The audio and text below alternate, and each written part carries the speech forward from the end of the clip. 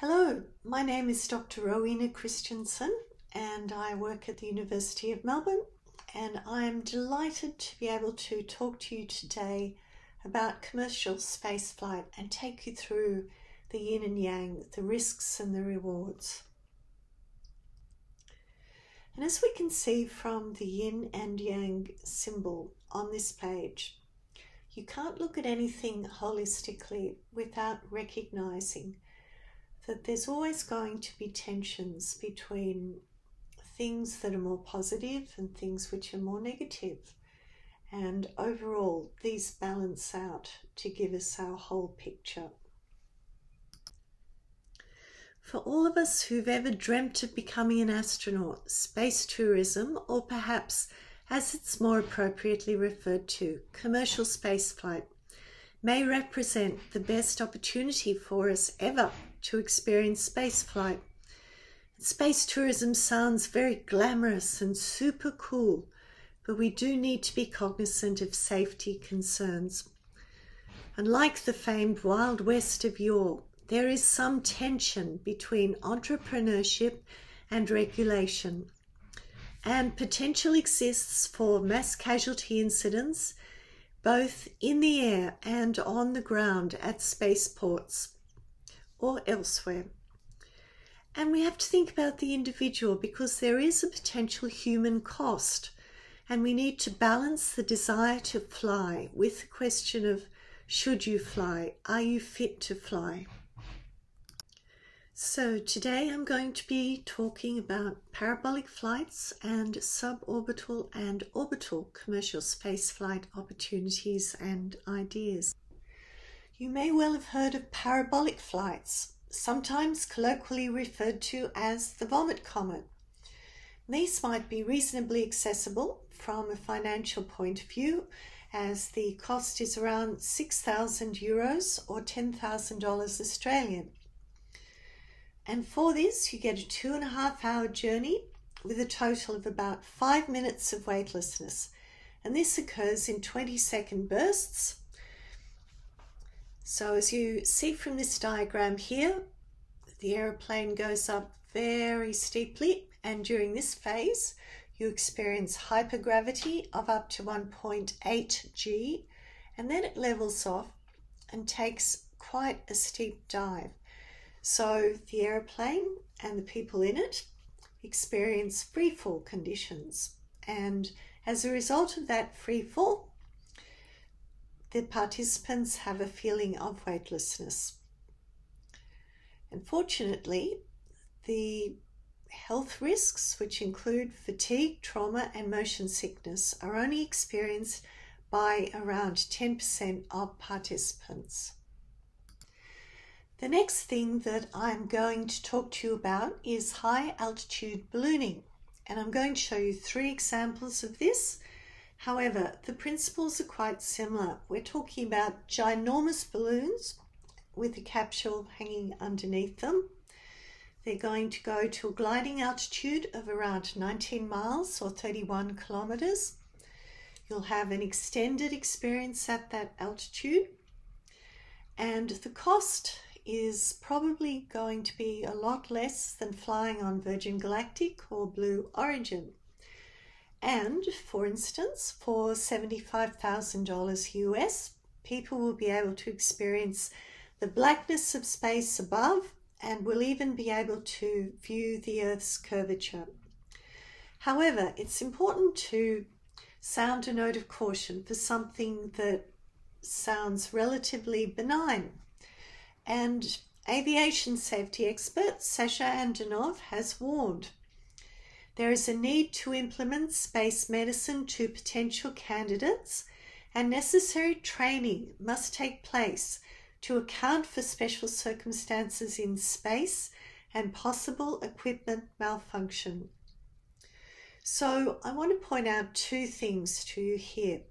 The first is the need for medical screening of participants to make sure that they are actually fit to fly. And the second element is training, and we're not only talking about physiological training and customization, but also psychological, because for nearly all of the people traveling on these flights, this is going to be a once-in-a-lifetime experience. They will never have experienced anything like it before. And of course, circumstances are very different at that altitude than they are down here on Earth. And for some people, they could have an adverse reaction to suddenly being so far separated from Mother Earth. But of course, most people, again, will have flown on an aeroplane to a reasonably high altitude of 30,000 feet. But this is going to be vastly different. So it's possible that people might have unexpected reactions to having these experiences. And that can apply to this whole range of commercial spaceflight experiences which are being offered or proposed. And it's also really important to think about equipment malfunction, that people know how to handle themselves in emergency. If something happens, they know how to evacuate themselves safely or to put themselves in as safe as possible a position. Our next example is called Spaceflight Neptune, and this will operate on a similar principle. It'll be a total of a 6-hour flight with 2 hours floating around at the maximum altitude. Each ticket will be slightly more expensive at US $125,000, and they're already sold out for 2024, which is when launch is set to happen. However, the people behind this company do have an altruistic view. They would like average people also to have access to space, which has previously been limited to astronauts alone. And there's a lovely quote: "Space Perspective wants more people to experience the life-changing views from space that to date have only been accessible to astronauts, making it possible by applying flight technology also used extensively by NASA for many years." And there's also a third example which has only popped up relatively recently. It is also planning to launch in 2024, also offering a ride of 6 to 8 hours, also offering 30,000 meters and being able to see both the blackness of space and the curvature of the Earth. However, this one is a little bit different in that it plans to land under a parasail on the ground, whereas the previous one I showed you is planning to have a water landing. But the key difference with this particular company is that they are planning to offer an overall experience of about 5 days, which will be spent in and around sites of natural beauty and cultural and historical significance. If you have a look at the publicity material, they're actually talking about a number of very significant sites all around the world, including Australia, Egypt, where the Great Pyramids are, Norway, America, plus a couple of others. But probably the other key difference is that they are selling their seats for around US $50,000, which is a lot less than any other space tourism experience. And they're also quite confident that the ride to the stratosphere is going to be smooth and gentle enough to accommodate people of widely varying ages and fitness levels. As well as high altitude balloons, there are various proposals for hypersonic and supersonic aircraft. These would also cruise at about 30 kilometers high and have speeds up to Mach 5 times the speed of sound, which would enable you to cross the Atlantic Ocean in just 2 hours and the Pacific in 3, which would be quite amazing for those of us who live in places like Australia, where we have to undertake very long haul flights to get anywhere. And once again, for the passengers, their experience would include viewing the Earth's curvature at the horizon and the blackness of space above. It's worth noting that even though 100 kilometres is technically the edge of space, the so-called Kármán line, the air is too thin up there for conventional aircraft to operate. Now we'll have a bit of a look at the big players in the industry. Virgin Galactic had its first crewed flight of Spaceship 2 on the 11th of July this year. So that was successful. And once commercial flights begin, passengers will get a flight to between 80 and 110 kilometres in altitude and about 5 minutes of zero gravity or microgravity weightlessness plus a view of the curved Earth below.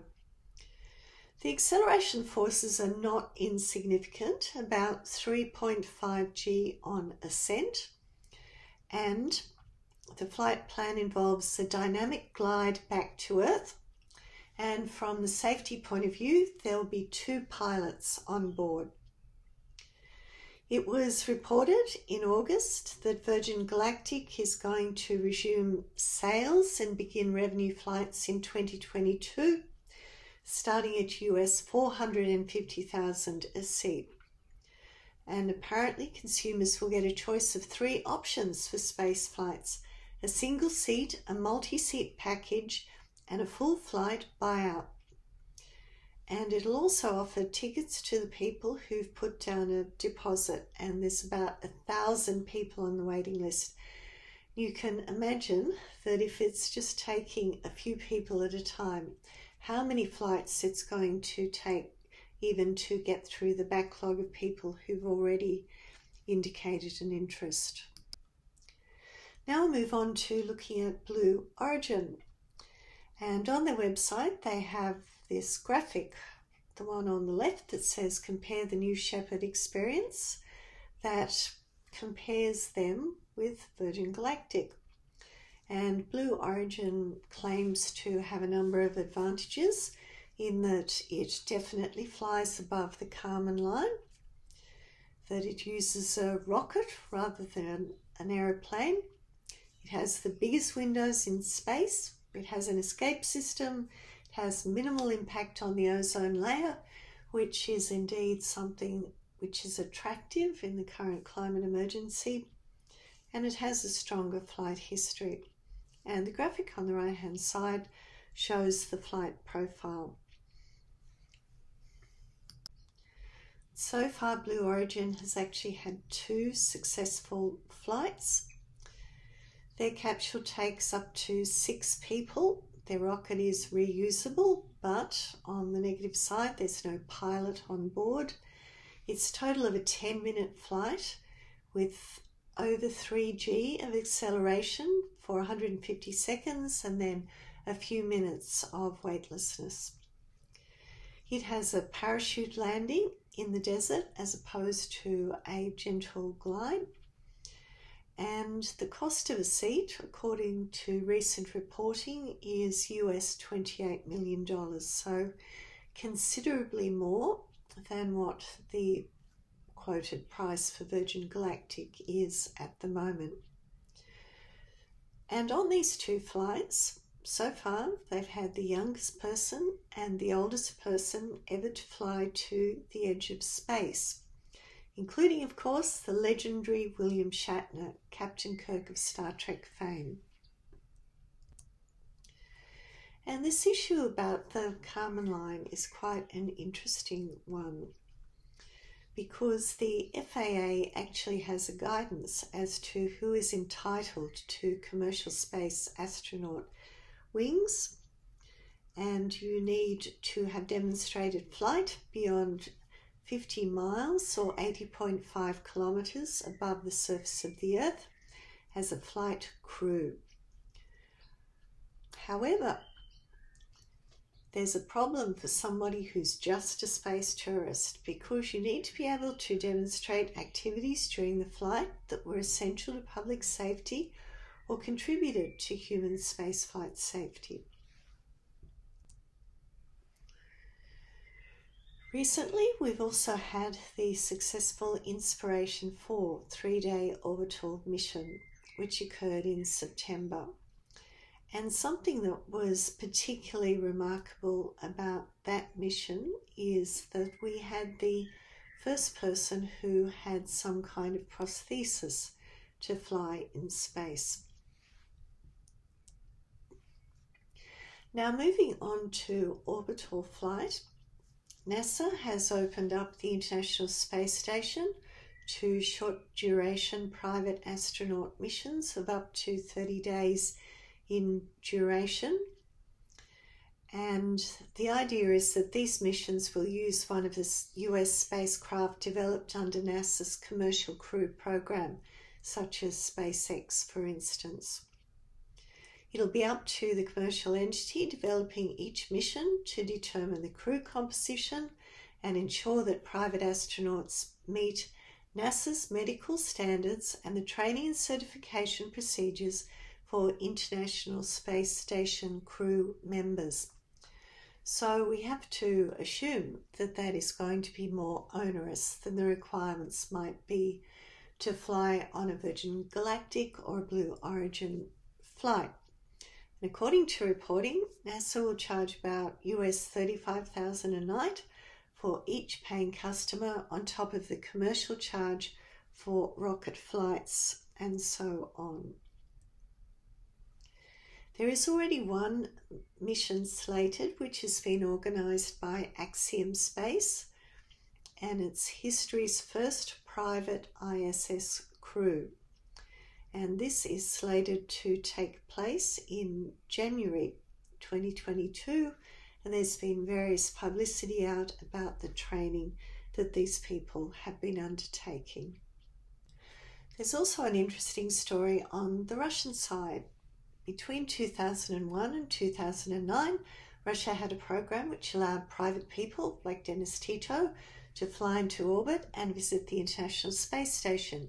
However, there was quite a hefty price tag of between $20 and $40 million US. There's a company called Space Adventures. You can visit their website, which has organised 8 private citizens who have flown on the Soyuz to the ISS. It's offering an opportunity for 2 private astronauts to go to the ISS in 2023, and a spacewalk is planned for one of the lucky tourists, which would be quite an amazing experience for someone who's not a professional astronaut. It's also been reported that Japanese billionaire Yusaku Maezawa, who may be known to some of you through the Dear Moon project, is planning to fly to the International Space Station on the Soyuz in December of this year, together with his production assistant and an experienced cosmonaut. And apparently they will be undertaking a spaceflight of 12 days duration. And they've been undergoing spaceflight training at the Yuri Gagarin Cosmonaut Training Center in Star City, Russia. And he's been quoted as saying, "I'm so curious, what's life like in space? So I'm planning to find out on my own and share with the world on my YouTube channel." And his trip is also being organised by Space Adventures.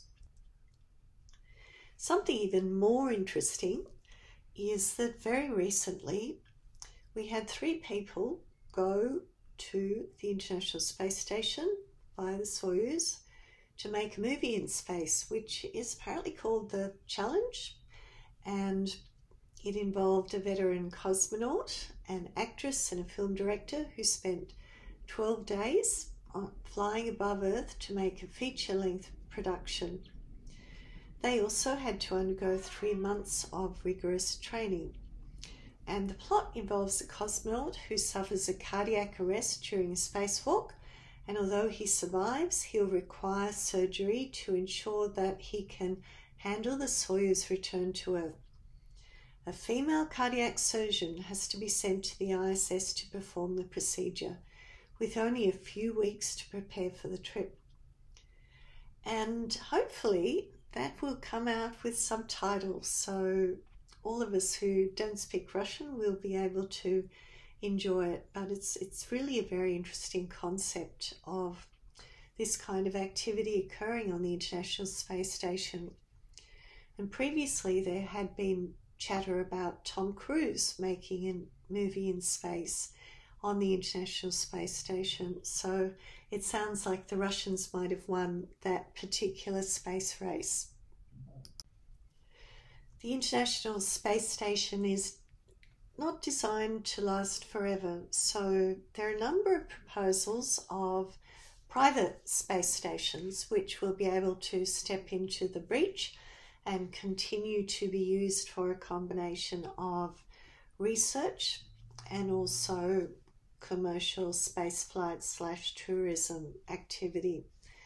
And one which is actually underway in a concrete way is the Axiom space station. It's designed to orbit 250 miles above the Earth and to be a commercial laboratory and residential infrastructure that will serve as a home to microgravity experiments, critical space environment materials testing, and private and professional astronauts alike. Very recently, there's also been a proposal come out for what is called the orbital reef, which is a concept of blue origin and also being touted as a potential successor to the International Space Station, which is anticipated to be sunsetted sometime between 2028 and 2030. And this particular mixed-use business park would hold up to about 10 people, as well as being capable of exotic hospitality for space tourists. And it's designed to have almost as much habitable volume as the International Space Station. So that will be another watch this space concept. There's also been a recent proposal for a Starlab, and that plans to be operational by 2027, and it's designed to be crewed by up to 4 astronauts, with about a third of the volume of the ISS.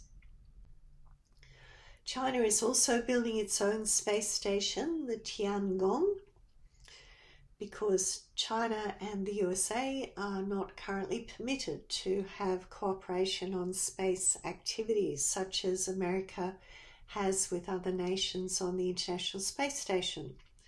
So the Chinese decided to be practical about this and build their own, and they've started building the first module through the launch which occurred back in June of this year. And it's anticipated that this space station will also be used for both research and professional astronauts and potentially private astronauts or space tourism as well. There have also been a number of proposals for space hotels over the last couple of years, and they're just a couple of examples here. There was the Aurora space station, which was planning to launch this year and be operational by next year, and also Bigelow Aerospace, which did attach a prototype habitat to the ISS in 2016, and they do plan to build on this and build the first components of an orbital space hotel. However, those two proposals have not seemed to make a lot of progress.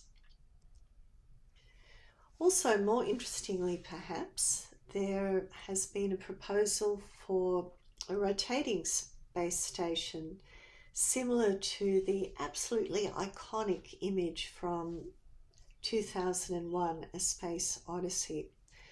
And this space station was proposed to have artificial gravity similar to the Moon, which is 1/6 of Earth's gravity.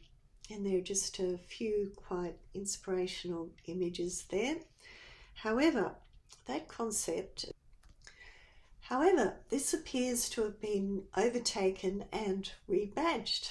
So it's now no longer the Von Braun, it's the Voyager station. And the opening date has been moved out to 2027. However, it's designed to have quite a large capacity of 280 guests and 112 staff, to have all sorts of recreational facilities. And once again, the initial proposal is for moon level gravity, about a sixth of the Earth, but they're quite aspirational, and they are hoping eventually to have Mars level, which is approximately a third of the Earth's gravity, and eventually to replicate Earth gravity.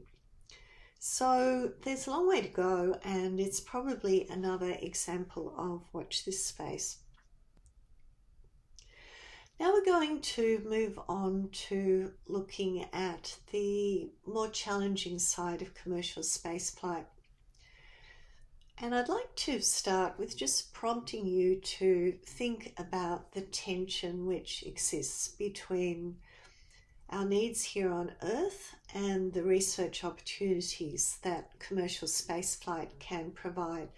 And this is straying a bit into the realm of ethics, but it's certainly something worth thinking about.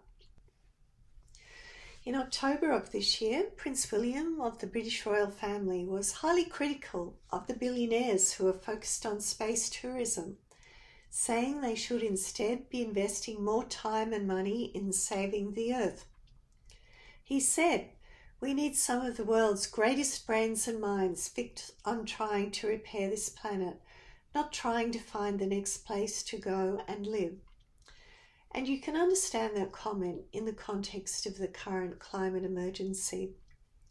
He further emphasised his desire to ensure that his own children and future generations will not have to worry about repairing the Earth, adding it would be an absolute disaster if his son, Prince George, were to be talking about saving the planet in 30 years' time.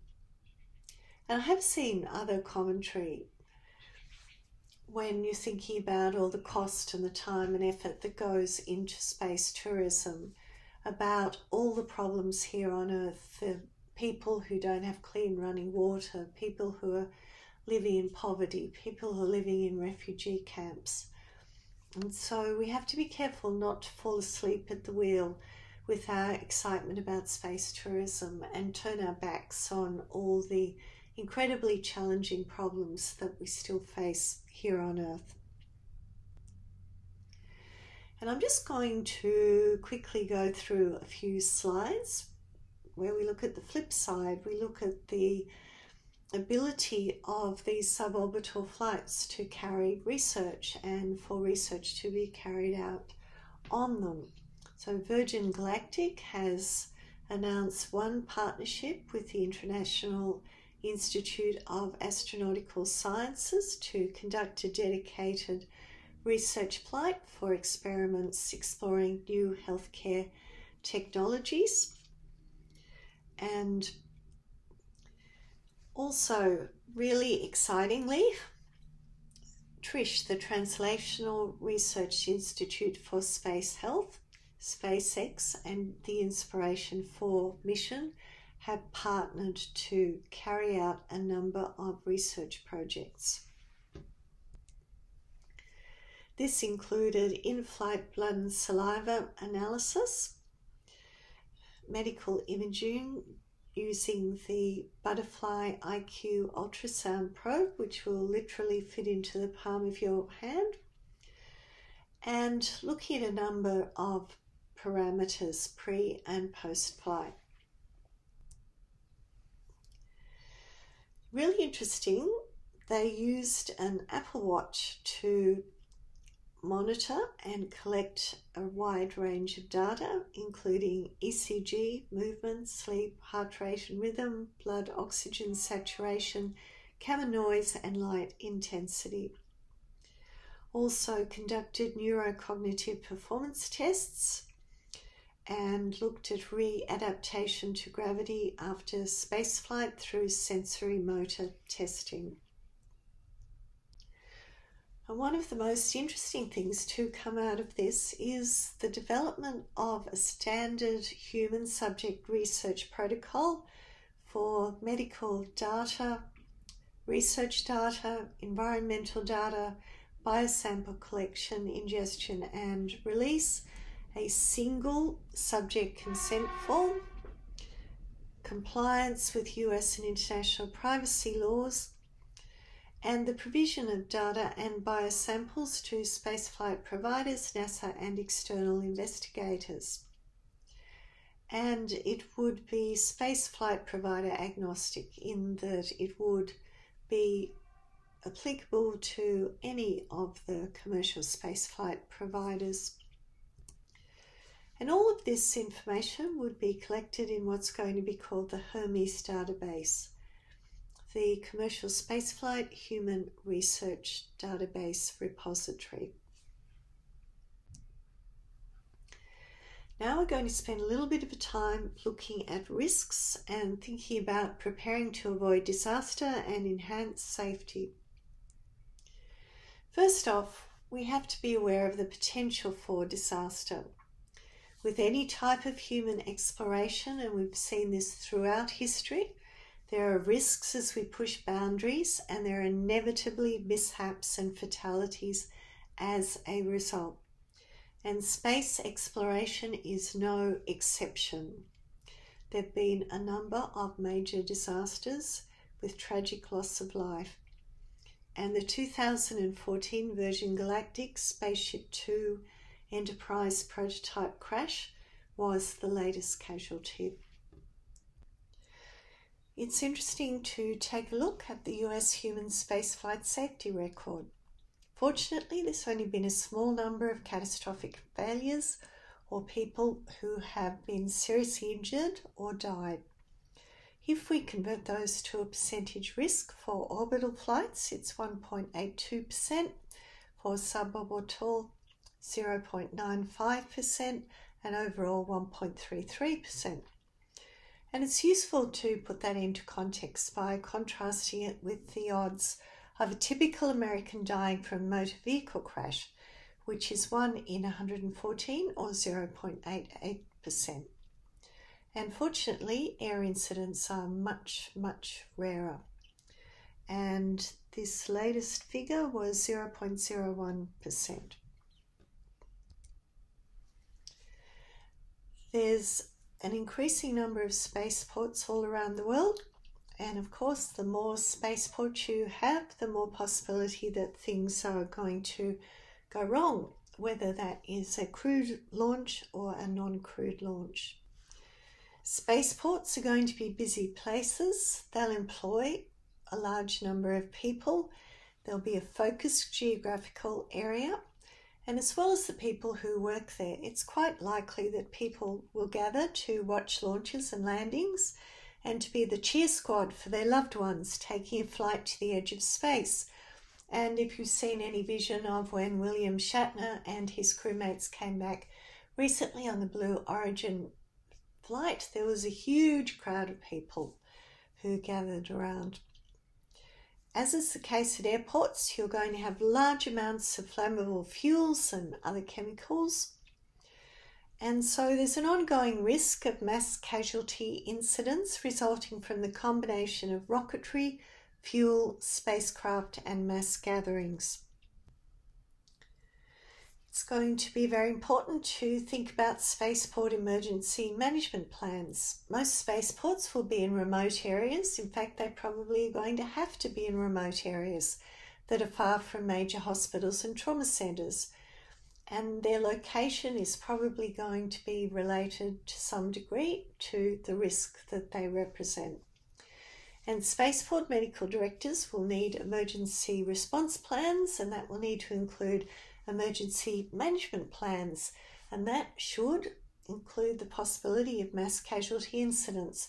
It's not something anybody likes to think about happening, but it's like the old saying, if you fail to prepare, you are preparing to fail. And there's a wide range of things that you need to think about. Next, I'd like to move on to some of the factors that are involved in making it safe. And the first thing is going to be the spacecraft design. And we're going to need a spacecraft that can withstand both high G forces on ascent and descent, and the external environment.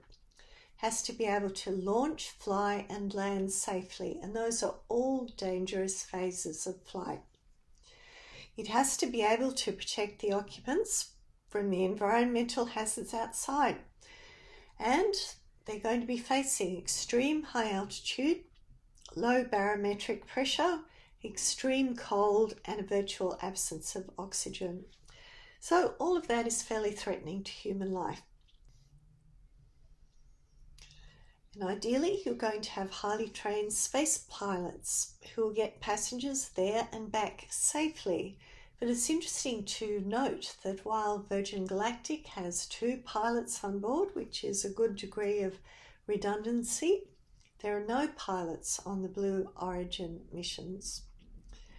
Astronauts typically spend years training for a mission. And in his book, Endurance, NASA astronaut Scott Kelly mentions he had been training since 1999 in one way or another for his 2015 to 16 year-long mission to the International Space Station. So it would be quite reasonable to hope and expect that space pilots would have had a long apprenticeship. So the next thing to think about is the passengers, and they will need to be suitably trained, attired and protected from the environment. They also need to be constitutionally capable of coping with the anxiety and psychological stress of spaceflight, in addition to the physiological stressors such as the increased G-forces, as well as providing a pressurized cabin with supplemental oxygen. Risk mitigation strategies might include passengers wearing body-hugging pressure suits for protection against the effects of sudden depressurization and hypoxia. The next issue to think about is training specifically. And it's a really interesting situation at the moment because we have this tension between the entrepreneurial drive and lagging behind government regulation. So at the moment, it's pretty much up to the operators as to what specific training is required. But we would hope that that would include informed consent, which is required by the FAA, and emergency response training and physiological familiarization. However, the FAA requirements are pretty minimalistic. The section on spaceflight participant training merely says, an operator must train each spaceflight participant before flight on how to respond to emergency situations, including smoke, fire, loss of cabin pressure, and emergency exit. However, if you actually sit down with a large cup of coffee to read through the regulations, the section on the operator informing spaceflight participant of risk is much more extensive.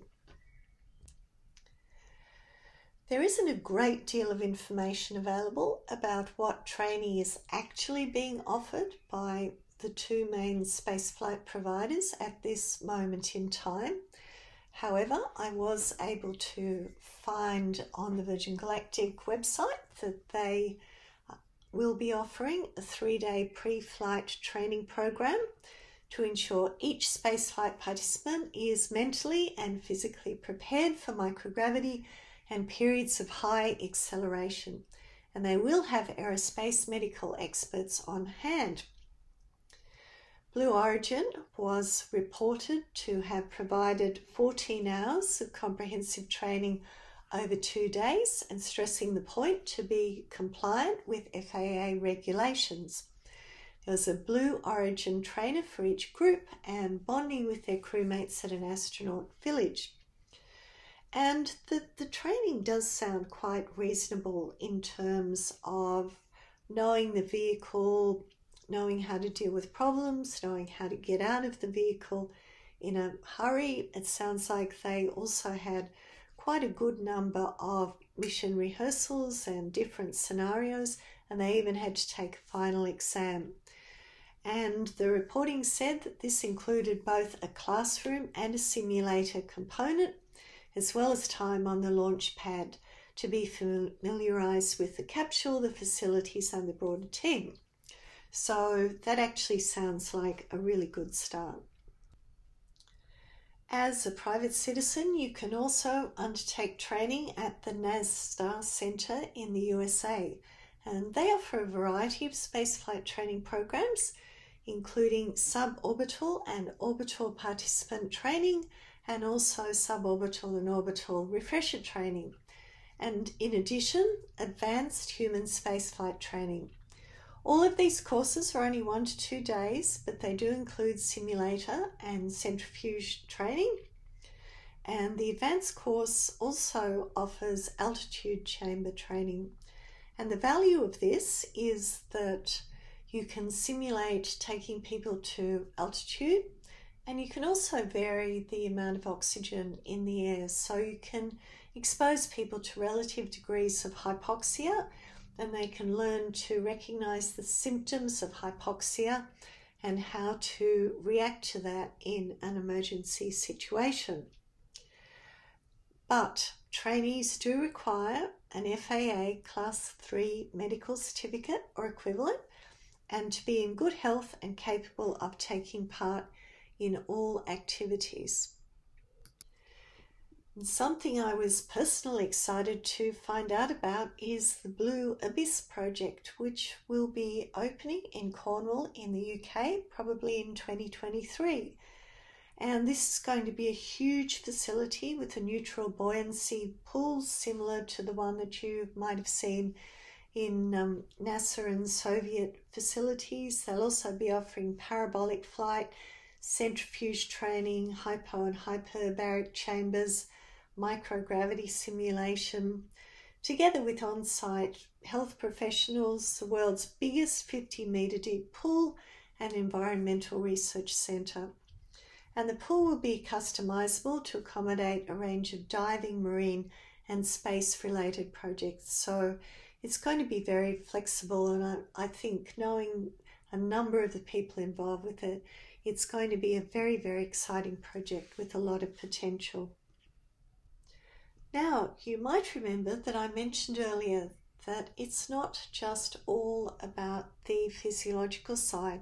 We do also need to think about the psychological side and adequately equipping people from a mental and psychological point of view for going into space. And Dr. Mindy Howard has actually established a company called Inner Space Training that specifically provides this sort of expedition training. Just harking back to parabolic flight, where we started this whole journey, it's actually quite interesting to have a look at the medical requirements on the Novaspace France website. They offer some of the zero-G flights, and they have information freely available so people can make an initial assessment as to whether they might be medically fit. They mention some contraindications, and then they tell people what they need to do. They need to go and have a medical screening by either their general practitioner or a specialised aerospace medicine doctor, and they also need to have had a recent ECG. And if you actually sit down again with another large cup of coffee and read through the medical document, it's really quite detailed. And for anybody thinking about the issues involved in medical screening of commercial spaceflight participants, I can definitely recommend this because it provides a lot of insight into the sort of things that should be considered.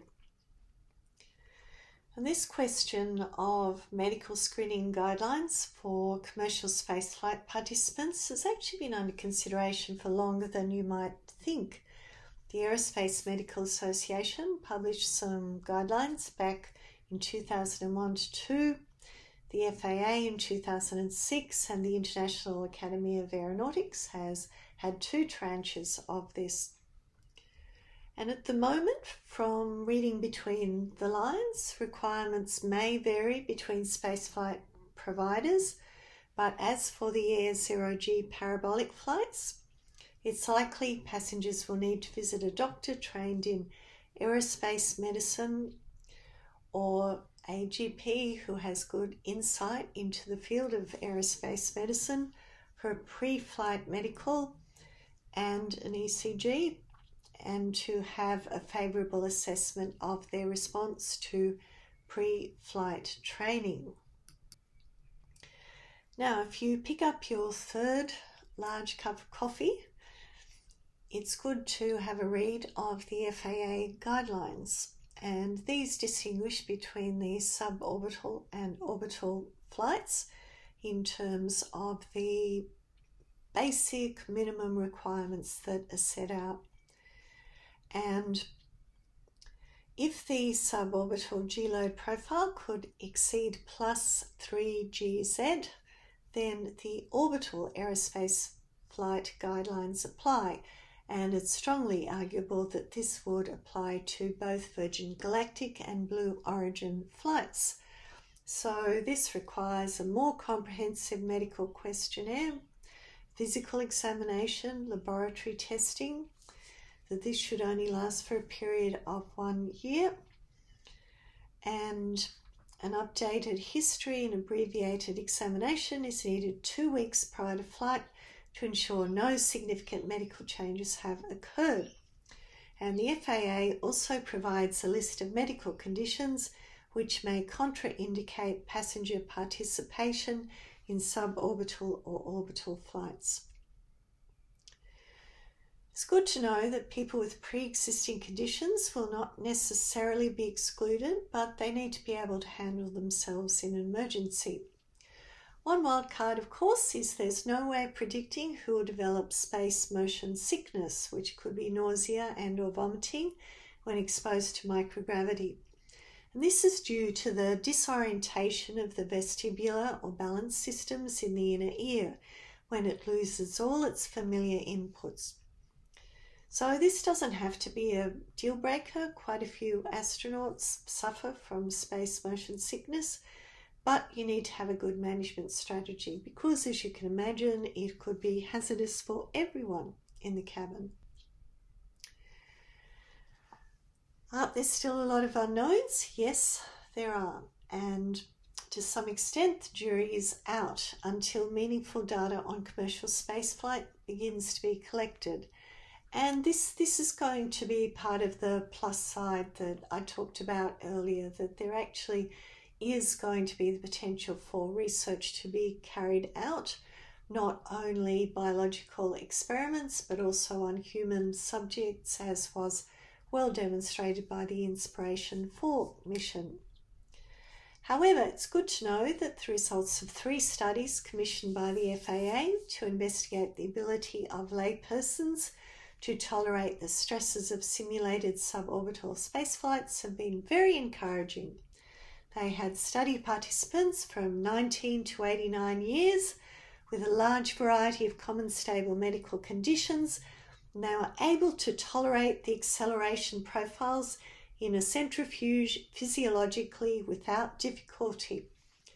However, and this is harking back to my earlier point about unpredictable reactions, 6% chose to stop the centrifuge exposure, most often because of anxiety or motion sickness, and 14% of participants, which is not insignificant, had unsafe or potentially problematic behaviours.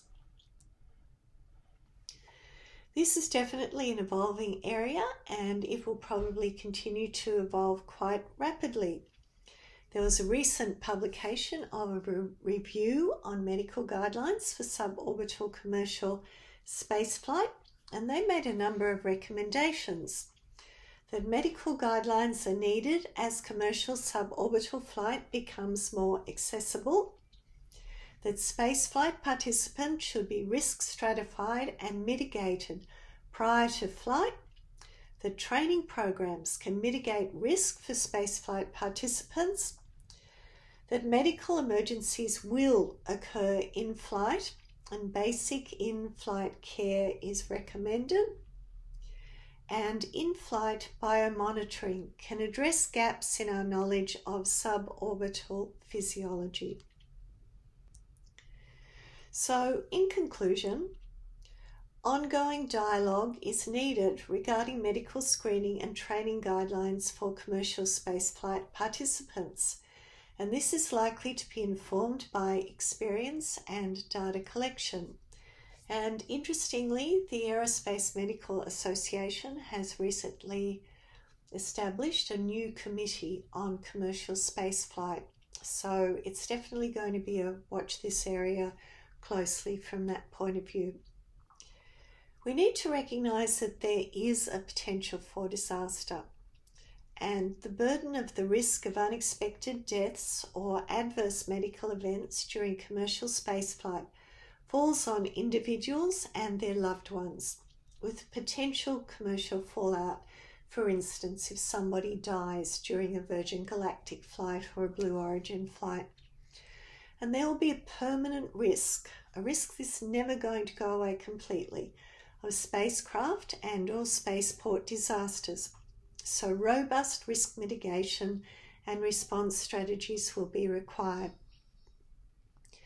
Risk is something we never should be, nor can be, complacent about.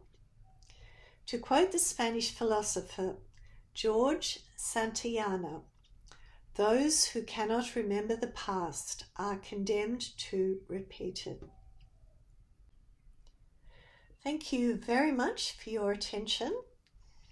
And if you have any questions, I can be contacted via the Ad Astra Vita project website, QR code on this page.